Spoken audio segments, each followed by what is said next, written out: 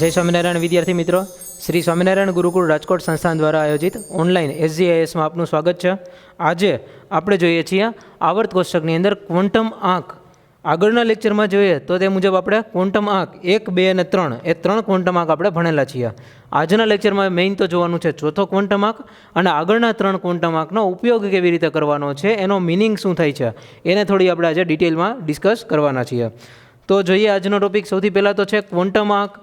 Quantum આંક કોને કહેવાય? જે તમે આગળના લેક્ચરથી શીખેલા છો તો તમને ખ્યાલ છે હવે કે ક્વોન્ટમ આંક એટલે આપણે આપણી લેંગ્વેજમાં બોલીએ તો ક્વોન્ટમ આંક એટલે થાય છે ઇલેક્ટ્રોનનું એડ્રેસ. ઇલેક્ટ્રોનનું એડ્રેસ દર્શાવે છે કે ઇલેક્ટ્રોન એક્ઝેક્ટલી પરમાણુમાં કઈ જગ્યાએ રહેલો છે. પરમાણુનું કેન્દ્ર હોય, આ પરમાણુનું કેન્દ્ર હોય એની આસપાસ ઇલેક્ટ્રોનની કક્ષાઓ હોય, બરાબર છે. તો કક્ષાઓ જોઈએ તો અહીંયા હોઈ શકે ઇલેક્ટ્રોન, આ જગ્યાએ હોઈ શકે, આ બધી જગ્યાએ હોઈ શકે ઇલેક્ટ્રોન. તો તેમાંથી એક્ઝેક્ટ કયા ઇલેક્ટ્રોનની વાત કરીએ છીએ? જેમ કે કોઈ નાનું તત્વ હોય કે લિથિયમ કે બેરિલિયમ બોરોન આવું તત્વ હોય તો એમાં તો લિમિટેડ ઇલેક્ટ્રોન હોય, 3, 4, 5 ઇલેક્ટ્રોન હોય. પણ જો તત્વનો પરમાણુ ક્રમાંક વધારે હોય એટલે કે એની અંદર ઇલેક્ટ્રોનની સંખ્યા પણ સામે એટલી વધારે હોય, બરાબર. માની લઈએ કે યુરેનિયમ છે તો એનો પરમાણુ ક્રમાંક જ 92 છે. તો પરમાણુ ક્રમાંક 92 હોય, આવું તત્વ હોય તો એની અંદર 92 ઇલેક્ટ્રોન હોય.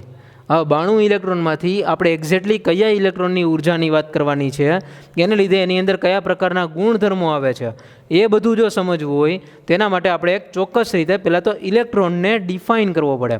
ઇલેક્ટ્રોનની એક જગ્યા, એક લોકેશન એ આપણે ડિફાઇન કરીને રાખવું પડે કે આ લોકેશન ઉપર ઇલેક્ટ્રોન હોવો જોઈએ. તો એના માટે થઈને જરૂર પડે છે આપણને ક્વોન્ટમ આંકની, બરાબર. ક્વોન્ટમ આંક એટલે કે ઇલેક્ટ્રોનનું એડ્રેસ છે. ક્વોન્ટમ આંકથી આપણને બીજો ફાયદો એ પણ છે કે આપણે દરેક તત્વની ઇલેક્ટ્રોન રચના કે એક્ઝેક્ટ ઇલેક્ટ્રોન કેવી રીતે ગોઠવાયેલા હોય એ આપણે સમજી શકીએ છીએ, બરાબર. એ આપણને એક ફાયદો છે. પછી કઈ કક્ષકમાં ઇલેક્ટ્રોન પહેલાં ભરાશે, કઈ કક્ષકમાં પછી ભરાશે, આ બધું પણ આપણે નક્કી કરી શકીએ છીએ. તો એક્ઝેક્ટ છે તો ઇલેક્ટ્રોનનું એડ્રેસ છે. અત્યારે આપણે આવર્ત કોષ્ટકના અંદર ઇલેક્ટ્રોનનું એડ્રેસ કે ક્વોન્ટમ આંક કે એની ઇલેક્ટ્રોન રચનાઓ શીખવી છે એટલા માટે આપણે ડાયરેક્ટ અહીંયાથી સ્ટાર્ટ કર્યું છે.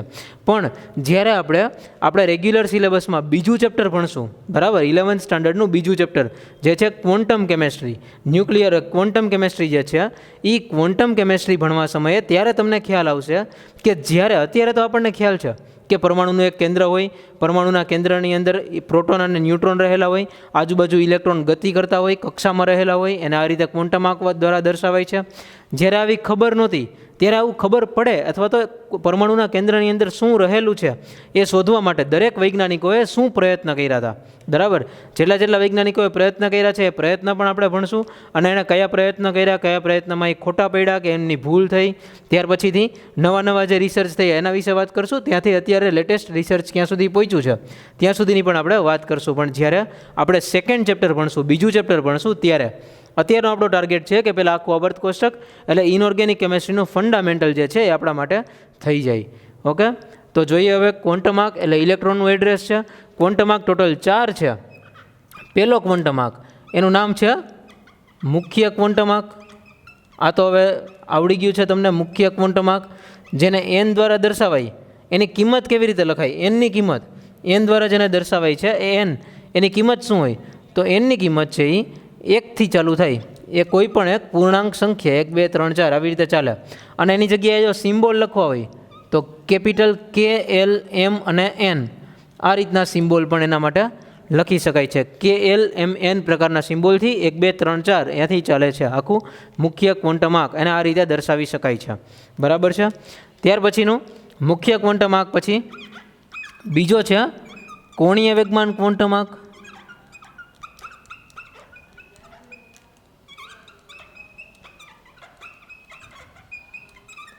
એને L દ્વારા દર્શાવાય. કોણીય વેગમાન ક્વોન્ટમ આંક જેને L દ્વારા આપણે દર્શાવ્યો છે એ કોણીય વેગમાન ક્વોન્ટમ આંકનું મૂલ્ય, જો Lનું મૂલ્ય છે એ 0 થી શરૂ કરી અને n-1 સુધી હોય તો Lની કિંમતો 0, 1, 2, 3, 4 આ રીતે આવતી હોય છે, બરાબર. જો L બરાબર 0 હોય તો એ S તરીકે દર્શાવાય, 1 હોય તો P તરીકે દર્શાવાય, 2 માટે D, 3 માટે F, SP, DF, G, H આ રીતે આગળ ચાલતું હોય છે, બરાબર. તો હવે જોઈએ તો મુખ્ય ક્વોન્ટમ આંક capital K, L, M, N થી દર્શાવ્યો છે. ગૌણ ક્વોન્ટમાર્ક અથવા કોણીય વેગમાન ક્વોન્ટમાર્ક એને SPDFGથી દર્શાવ્યો છે. એલની કિંમત 0, 1, 2, 3, 4 હોઈ શકે. બરાબર. હવે આ શું દર્શાવે? મુખ્ય ક્વોન્ટમાર્ક દર્શાવે શું? તો મુખ્ય ક્વોન્ટમાર્ક દર્શાવે છે કક્ષાનો ક્રમ દર્શાવે. કક્ષા કોને કહેવાય એ આપણે ગયા લેક્ચરમાં ચોખવટ કરેલી છે. કક્ષા એટલે પરમાણુના કેન્દ્ર ફરતેનો એવો વિસ્તાર કે એવો એક માર્ગ કે જેના પર ઇલેક્ટ્રોન ગતિ કરતા હોય છે. પરમાણુના કેન્દ્ર ફરતેનો એવો એક વર્તુળાકાર માર્ગ કે જેના પર ઇલેક્ટ્રોન ગતિ કરતા હોય છે એને કહેવાય છે કક્ષા. પછીની વાત આવે કે કોણીય વેગમાન ક્વોન્ટમાર્ક. તો જો મુખ્ય ક્વોન્ટમાર્ક છે એ કક્ષાનો ક્રમ દર્શાવે કે આ પહેલી કક્ષા છે, બીજી કક્ષા છે, ત્રીજી કક્ષા, ચોથી કક્ષા, આ રીતે કક્ષાનો ક્રમ દર્શાવે છે. કોણીય વેગમાન ક્વોન્ટમાર્ક છે એ હંમેશા શું દર્શાવશે? એ કક્ષકનો ક્રમ દર્શાવશે. બરાબર છે કે કક્ષક કઈ છે કે ભાઈ જે તે કક્ષાઓ હોય તો એની અંદર કેટલી કક્ષકો હાજર હોય એ કક્ષકનો ક્રમ દર્શાવે છે કોણીય વેગમાન ક્વોન્ટમાર્ક. ત્યાર પછી જોઈએ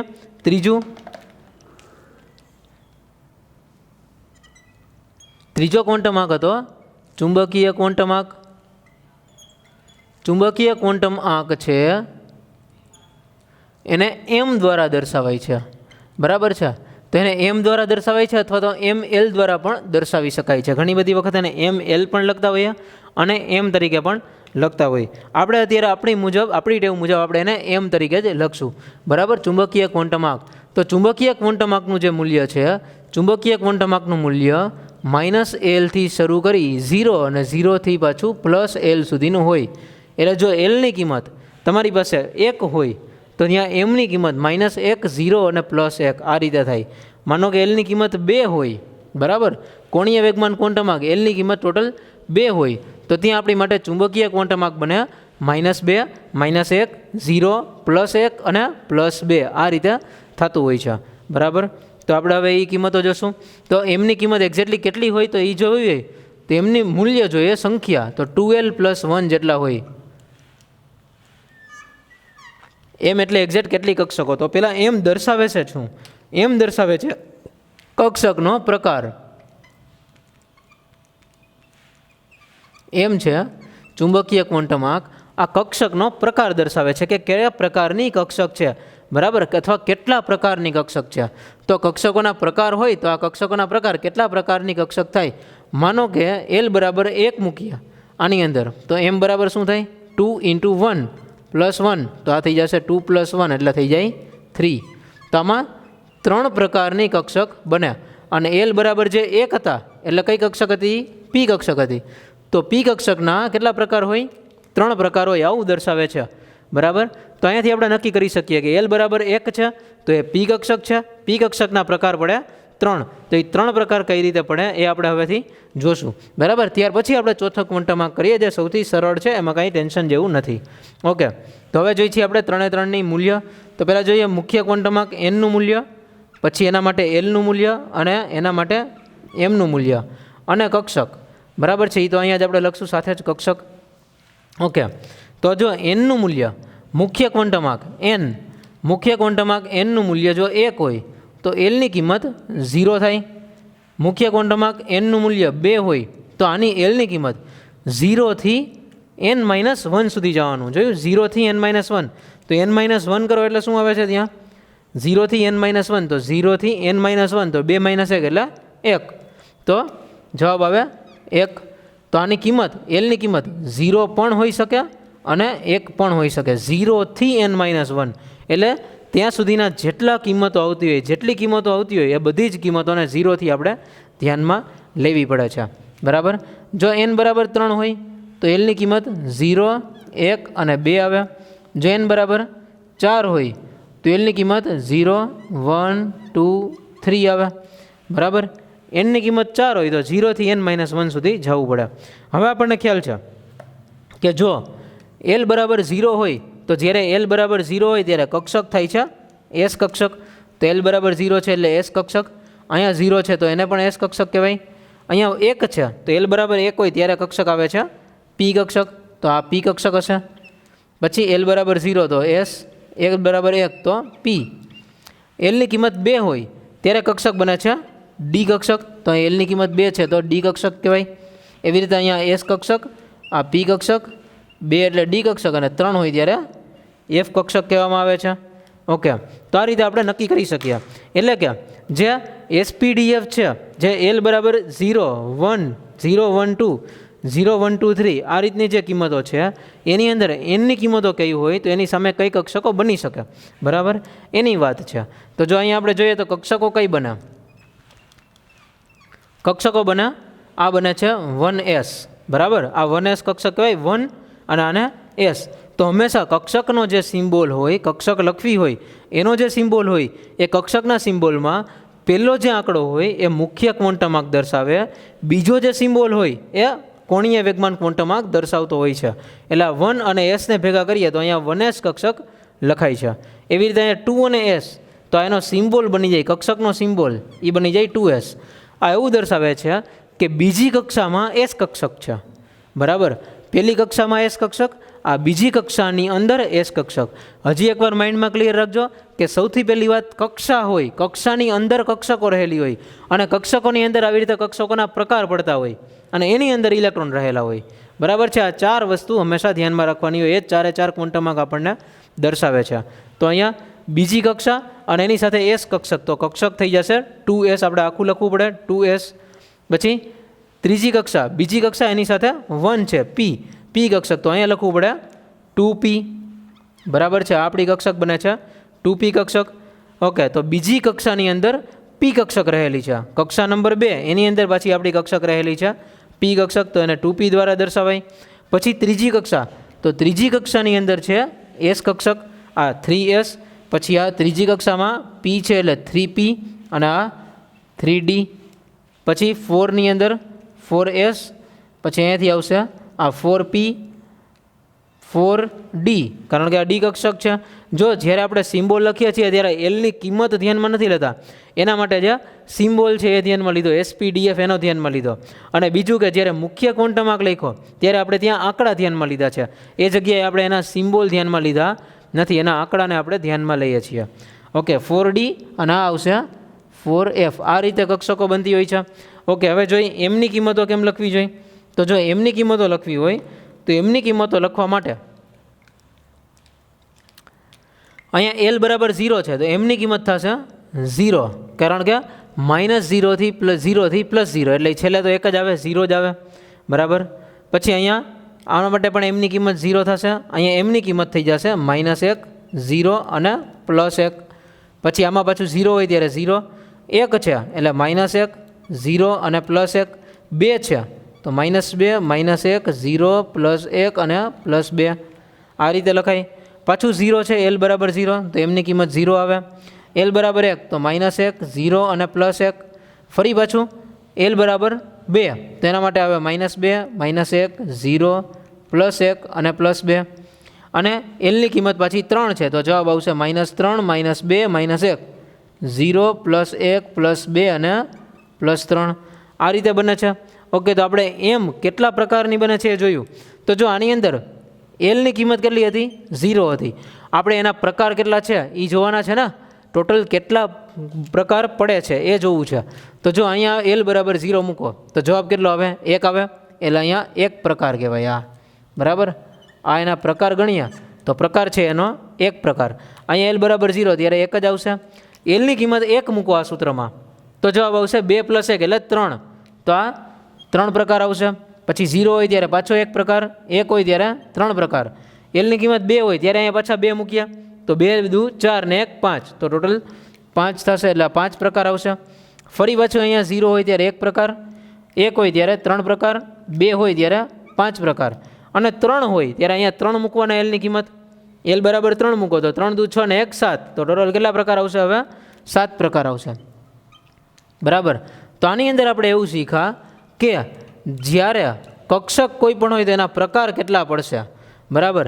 તો આમાંથી આપણને ખબર પડી કે જો 1s કક્ષક હોય, જો બધામાં જો જ્યારે s કક્ષક હોય છે ને, આ s કક્ષક ત્યારે એક જ પ્રકારની હોય છે. s કક્ષક તો 1 પ્રકાર, s કક્ષક 1 પ્રકાર, s કક્ષક 1 પ્રકાર. શું કામ એ એક જ પ્રકારની થાય, કારણ કે એમાં એમની કિંમત 0 જ આવે છે, એલની કિંમત 0 હોય છે, આ કિંમત મૂકો એટલે 1 જ આવે. એવી જ રીતે p કક્ષકના ટોટલ 3 પ્રકાર પડે. આ p કક્ષકના 3 પ્રકાર છે, p કક્ષકના 3. પછી ડી કક્ષક આવે તો ડી કક્ષકના હંમેશા 5 પ્રકાર હશે. આ ડી કક્ષક છે એના હંમેશા 5 પ્રકાર હોય. અને એફ કક્ષક હોય તો એના 7 પ્રકાર હોય. આ પણ એટલું ફિક્સ હોય છે, બરાબર. તો હવેથી અહીંયા જોવાનું કે આ કઈ કક્ષક છે, 1s. તો હંમેશા 1s એટલે એક જ પ્રકાર, એટલે આવી રીતે એક બોક્સ કરવાનું હોય, બરાબર. જેટલા પ્રકાર હોય એટલા આવી રીતે બોક્સ કરવાના હોય છે, બરાબર. આ એસ એટલે એક પ્રકાર તો એક બોક્સ, અહીંયા એસ એક જ પ્રકાર તો અહીંયા એક જ બોક્સમાં દર્શાવવાનું. પછી પી 3 પ્રકાર તો આવી રીતે 3 બોક્સ કરવા પડશે. વળી પાછું એસ તો એક પ્રકાર, પી માટે 3, ડી માટે ફરી પાછા 5 પ્રકાર, એસ માટે 1, પી માટે 3, ડી માટે 5 અને એફ માટે 7 પ્રકાર, બરાબર. આ રીતે હંમેશા કરવાનું હોય છે. તો જે રીતે લખતા હોય, જે રીતે દોરતા હોય એની અંદર આ બોક્સ દોરવાના હોય, આ બોક્સની અંદર ઇલેક્ટ્રોનને ભરવાના હોય છે. આપણે લખવા ટાઈમે આ રીતે ધ્યાનમાં રાખવું પડે જ્યારે આપણે ઇલેક્ટ્રોન રચના દર્શાવતા હોઈએ, બરાબર. હવે જોઈએ છીએ ચોથો ક્વોન્ટમ આંક. આ હતા 3 ક્વોન્ટમ આંકનું સમરી. આ 3 ક્વોન્ટમ આંકનો ઉપયોગ આ રીતે કરવાનો છે. હવે ચોથો ક્વોન્ટમ આંક છે એનું નામ છે સ્પિન ક્વોન્ટમ આંક. સ્પિન ક્વોન્ટમ આંકને એસ દ્વારા દર્શાવાય છે, સ્મોલ એસ દ્વારા, અથવા તો એને MS દ્વારા પણ દર્શાવી શકાય છે. MS દ્વારા પણ દર્શાવાય અથવા સ્મોલ એસ દ્વારા પણ દર્શાવાય છે. અને આ જે સ્પિન ક્વોન્ટમ આંક છે એ શું દર્શાવે છે? એ હંમેશા ઇલેક્ટ્રોનની સ્પિન દર્શાવે છે. આ એસ છે એ ઇલેક્ટ્રોનની સ્પિન દર્શાવે છે, ઇલેક્ટ્રોન કઈ દિશામાં ભ્રમણ કરે છે. ઇલેક્ટ્રોનની સ્પિન, તો હવે અહીંયાથી ખ્યાલ છે આપણને કે ઇલેક્ટ્રોન હંમેશા પૃથ્વીની જેમ ભ્રમણ કરતો હોય. એક તો કેન્દ્રની આસપાસ ભ્રમણ કરતો હોય એને એનું પરિભ્રમણ કહેવાય, અને બીજું છે એ પોતાની ધરીની આસપાસ ભ્રમણ કરતો હોય તો એને પરિભ્રમણ કહેવાય, બરાબર. એને ધરી ભ્રમણ કહેવાય. તો જે ધરા ભ્રમણ કરે છે ઇલેક્ટ્રોન એ જોઈએ તો ઇલેક્ટ્રોનનું ધરા ભ્રમણ જો ક્લોકવાઇઝ હોય તો એને આ રીતે દર્શાવાય છે, ઉપરની બાજુ હાફ એરો કરીને દર્શાવાય છે. અને જો ઇલેક્ટ્રોનનું ધરા ભ્રમણ એ એન્ટી ક્લોકવાઇઝ હોય, એન્ટી ક્લોકવાઇઝનો મતલબ થશે ડાબી બાજુ, એટલે એને આ રીતે નીચે કરીને દર્શાવાય છે, આ ઉપરની બાજુ અને આ નીચેની બાજુ. જો ઉપરની બાજુ એરો કરેલો હોય તો એના માટે એસની કિંમત હોય +1/2. ઉપરની બાજુ એરો કરેલો હોય તો એસની કિંમત હંમેશા +1/2 હોય. એટલે ક્લોકવાઇઝ જો ઇલેક્ટ્રોન ભ્રમણ કરે છે, ક્લોકવાઇઝ આનો મતલબ થશે આ રીતે, બરાબર. આમ બાજુ ભ્રમણ કરતો હોય તો ક્લોકવાઇઝ કહેવાય, ઓપોઝિટ સાઈડ કરતો હોય તો એના એન્ટી ક્લોકવાઇઝ કહેવાય. ઘડિયાળના કાંટાની દિશામાં અને ઘડિયાળના કાંટાની વિરુદ્ધ દિશામાં, બરાબર.